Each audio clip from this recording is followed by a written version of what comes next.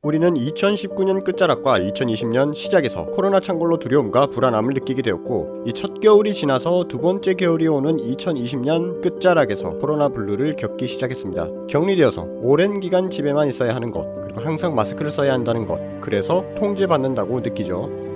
City of Rotterdam, angry crowds seen torching police cars, burning bicycles and setting off flares. 또 많은 사람들과 만날 수 없기 때문에 사람이 많이 모이는 여행지로도 갈 수 없고, 또 간다면 사람이 없는 곳으로 갑니다.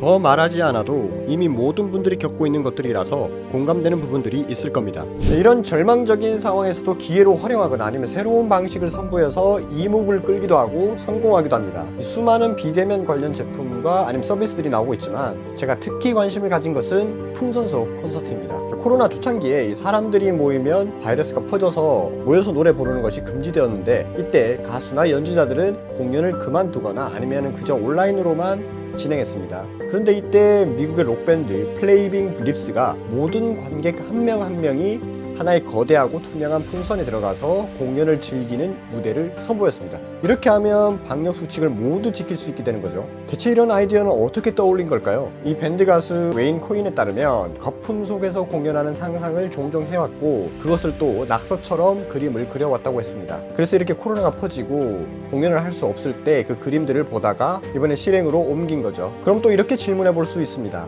어떻게 하면 그렇게 낙서했던 그림과 같은 신기한 상상을 할 수 있을까요?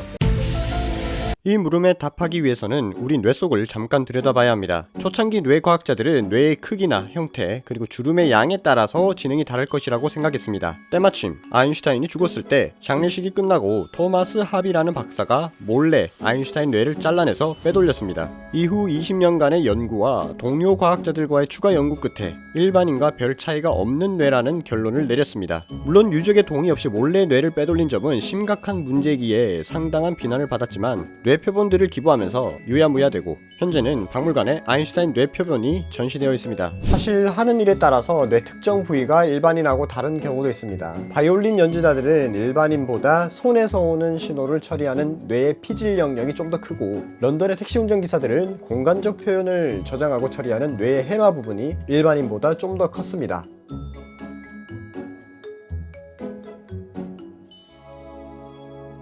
이렇게 특정한 일을 계속하는 횟수에 비례해서 특정 뇌 부분의 크기가 달라지긴 했지만, 이게 지능이나 창의성과는 연관이 없었습니다. 그러던 어느 날 fMRI라는 뇌 활동 부위를 실시간으로 확인할 수 있는 장비가 나오면서 뇌를 열어보지도 않고 연구를 할 수 있게 되었습니다. 그리고 과학자들은 최근에 독특한 현상을 하나 발견했습니다. 피실험자들이 창의적인 활동을 할 때 상측두이랑이라는 귀 살짝 위쪽에 위치한 뇌의 한 부분이 이 fMRI 상에서 활성화되는 것을 발견했습니다.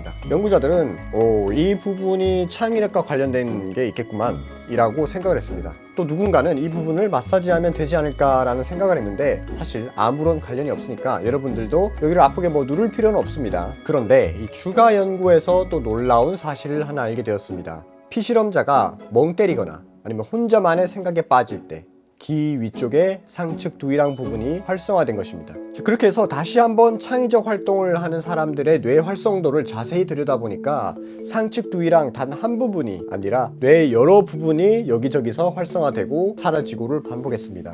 마치 뇌의 각 부분들이 서로 대화하는 듯한 모습이었습니다. 과거에 우리가 들었던 이야기 중에는 좌뇌가 논리를 담당하고 우뇌가 창의나 아니면 예술 관련된 것을 담당한다고 했는데, 사실 이것은 잘못된 고정관념입니다. 문제 해결을 위해서 우리가 가지고 있는 기억들을 떠올리다가 창문을 문득 내다본다든지, 아니면 머릿속의 지식을 떠올리다가 아무 생각 없이 산책을 나갈 때, 즉 뇌의 여러 영역들이 서로 연결되면 연결될수록 더 많은 아이디어가 나올 수 있다는 것입니다.